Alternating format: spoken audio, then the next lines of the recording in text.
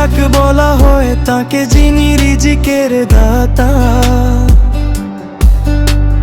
দানা পানিতে ভরে দেন মাঠ বোনার পাতা। আরে রাজ্জাক বলা হয় তাকে, যিনি রিজিকের দাতা। দানা পানিতে ভরে দেন মাঠ বোনার পাতা।